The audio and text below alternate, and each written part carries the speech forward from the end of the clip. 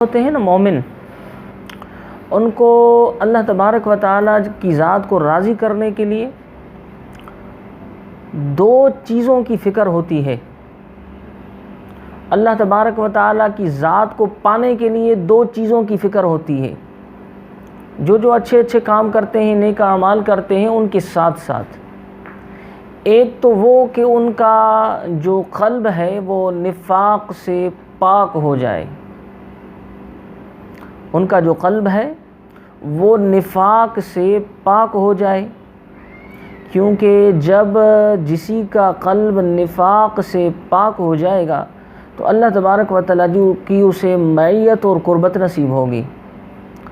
اور دوسرا فکر دنیا میں اس کو یہ فکر ہوتا ہے کہ ہمارا دل کہیں بھی نفاق میں مبتلا نہ ہو جائے، ہمہ وقت وہ کوشش کرتا رہتا ہے، ذکر کرتا رہتا ہے، اللہ کے ولیوں کی صحبت میں جاتا رہتا ہے، توجہ لیتا رہتا ہے تاکہ میرا دل جو ہے وہ نفاق سے پاک ہو جائے۔ جس دل میں نفاق پیدا ہو گیا وہ تو منافق ہو گیا۔ تو مومن کو دنیا میں سارے اچھے اعمال کے ساتھ ساتھ یہ فکر ہوتی ہے کہ میرا قلب نفاق سے پاک ہو جائے، اور دوسرا فکر موت کے بعد اس کو دنیا میں یہ ہوتا ہے کہ جب میں مر جاؤں، ہماری وصال ہو جائے، تو اللہ تبارک و تعالی ہمیں جہنم کی آگ سے بچائے، کیونکہ جہنم میں اللہ تبارک و تعالیٰ کا دیدار نہیں ہے، اس کی رضا نہیں ہے۔ دونوں چیزوں کا فکر مومن کو ہوتا ہے اور ہمیں کرنا چاہیے۔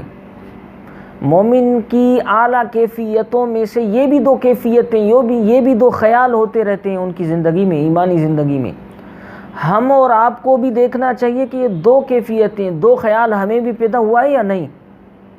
ایک دنیا کی زندگی میں جینے کے لیے قلب کا فکر کرنا کہ یہ کہیں نفاق میں مبتلا تو نہیں ہو گیا، نفاق کو قلب سے پاک کرنا، اور وصال کے بعد اس کو یہ فکر ہوتی ہے کہ مجھے جہنم کی آگ سے بچایا جائے، میں کہیں ایسا عمل کر دوں۔ تو یہ فکر میرے آقا کریم علیہ الصلوۃ والسلام اپنے صحابہ عاشقوں کا محسوس کر کے ان کو آقا کریم علیہ الصلوۃ والسلام نے ایک وظیفہ بتلایا۔ آقا کریم علیہ الصلوۃ والسلام، اب یہ حدیث آ رہی ہے ترمذی شریف کی جو میں آپ کو بتا رہا ہوں، حضرت انس بن مالک رضی اللہ تعالی عنہ فرماتے ہیں کہ آقا کریم علیہ الصلوۃ والسلام نے فرمایا کہ جو بھی بندہ اللہ تبارک و تعالیٰ کی رضا کی خاطر اخلاص سے 40 دن مسلسل نماز تکبیر اولیٰ کے ساتھ ادا کرتا ہے، 40 دن مسلسل اس طرح نماز پڑھے کہ اس کی تکبیر اولیٰ بھی فوت نہ ہوئی ہو، تو میرے آقا کریم علیہ الصلوۃ والسلام کے فرمان کا آگے مفہوم آ رہا ہے حدیث پاک میں کہ وہ فرما رہے ہیں، محبوب کریم علیہ الصلوۃ والسلام فرمائے اس کو اللہ تبارک و تعالیٰ 2 پروانے عطا کر دیتا ہے۔ ایک پروانہ اس کو جو ملتا ہے اس میں یہ لکھا ہوا ہوتا ہے کہ تجھے جہنم کی آگ سے، جہنم سے تمہیں چھٹکارے کا یہ بشارت ہے، اور دوسرا جو پروانہ اس سے ملتا ہے کہ اسے کہا جاتا ہے کہ تمہارے اندر میں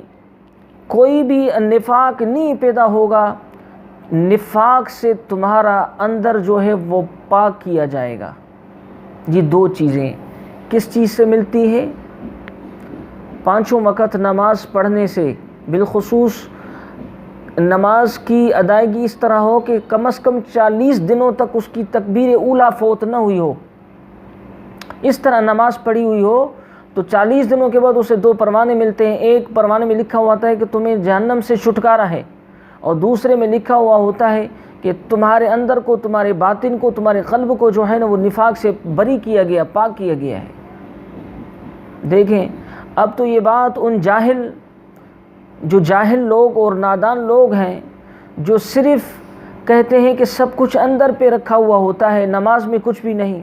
ہم نماز نہیں پڑھیں گے، بس ہم یوں کریں گے۔ میں اس کی تشریح نہیں کرتا، آپ سمجھدار لوگ ہیں، سمجھ سکتے ہیں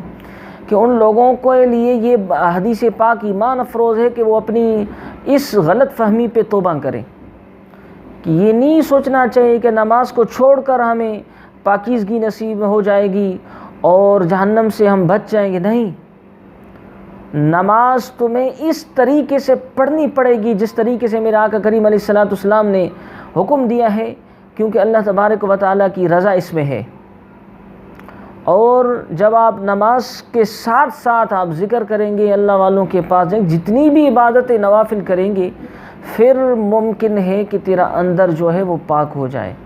دونوں چیزیں امام ربانی رحمۃ اللہ تعالیٰ نے بھی فرماتے ہیں، دو چیزیں ہمارے لیے ضروری ہوتی ہے، ایک شریعت پر عمل کرنا، اور دوسرا اللہ تبارک و تعالی مرشد کی معیت میں رہ کر، مرشد کامل اور مکمل ہو،